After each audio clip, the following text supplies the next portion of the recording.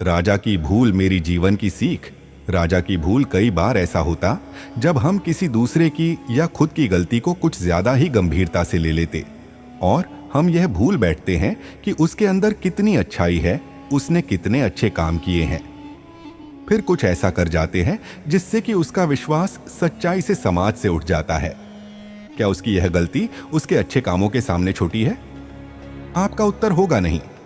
फिर भी हम जाने या अनजाने में कुछ ऐसा कर जाते हैं जिससे उसका विश्वास टूट जाता है। आइए इसे एक कहानी से समझते हैं। एक राजा था। उसने 10 खूंखार जंगली कुत्ते पाल रखे थे, जिनका इस्तेमाल वह लोगों को उनके द्वारा की गई गलतियों पर मौत की सजा देने के लिए करता था।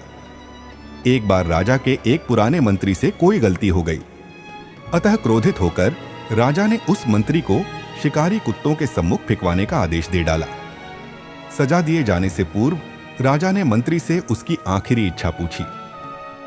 राजन, मैंने आज्ञाकारी सेवक के रूप में आपकी 10 सालों से सेवा की है। मैं सजा पाने से पहले आपसे 10 दिनों की मोहलत चाहता हूं। मंत्री ने राजा से निवेदन किया। राजा ने उसकी बात मान ली। 10 दिन बाद राजा के सैनिक मंत्री को पकड़कर लाते हैं और नियमानुसार राजा का इशारा पाते ही उसे उन खूंखार कुत्तों के सामने फेंक देते हैं। परंतु यह क्या, कुत्ते मंत्री पर टूट पड़ने की बजाय अपनी पूंछ हिला हिलाकर मंत्री के ऊपर कूदने लगते हैं और प्यार से उसके पैर चाटने लगते हैं। राजा आश्चर्य से यह सब देख रहा था। उसने मन ही मन सोचा कि आखिर इन खूंखार कुत्तों को आज क्या हो गया है, वे इस तरह क्यों व्यवहार कर रहे हैं। आखिरकार राजा से रहा नहीं गया। उसने मंत्री से पूछा, ये क्या हो रहा है? ये कुत्ते तुम्हें काटने की बजाय तुम्हारे साथ खेल क्यों रहे हैं? मंत्री ने कहा, राजन, मैंने आपसे जो 10 दिनों की मोहलत ली थी, उसका एक एक क्षण मैंने इन बेजुबानों की सेवा करने में लगा दी।